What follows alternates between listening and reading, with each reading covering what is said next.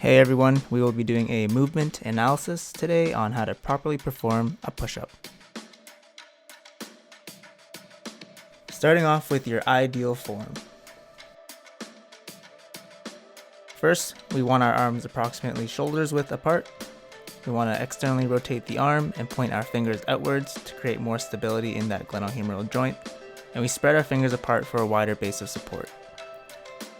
Looking lower, we want to squeeze our glutes, which is easier if we press our feet together. So, feet are together, knees are not bent, glutes are squeezed, and our hip isn't sagging or pointing upwards. The core is contracted, arms are externally rotated, fingers are spread out, and the head is in neutral position.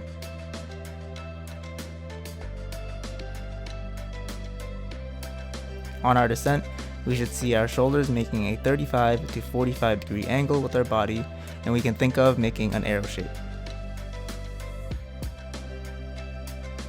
With all of these aforementioned cues, our legs, torso, and neck should all be aligned throughout the movement, staying nice and straight. It's also important to not let the humeral head translate anteriorly at the bottom of the movement. Focus on scapular retraction at the bottom and scapular protraction at the top.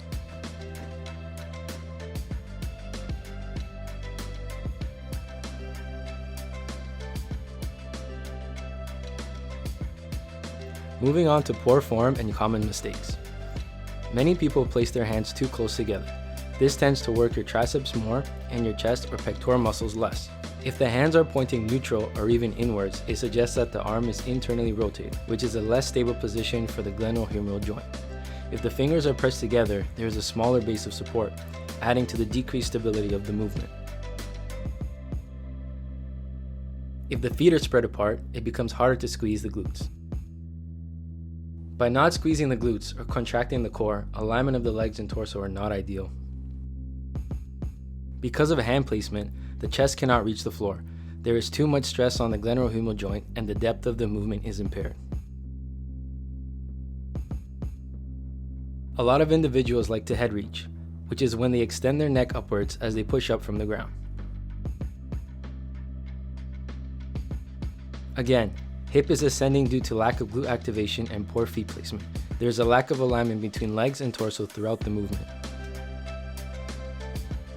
Head dipping often occurs when someone descends to the floor. They flex their neck so their head touches the floor before their chest.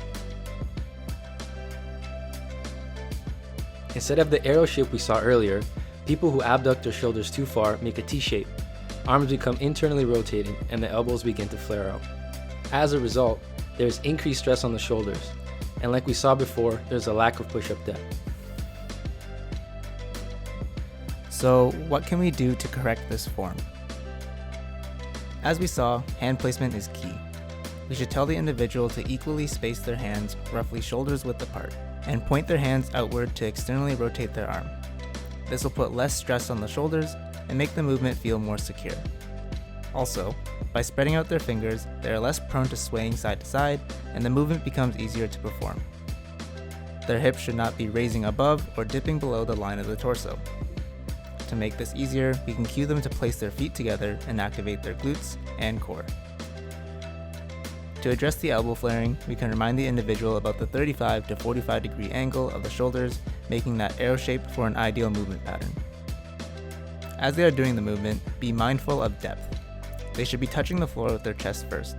On their way down, head dipping can be seen during fatigue, along with head reaching when individuals struggle to push off the ground.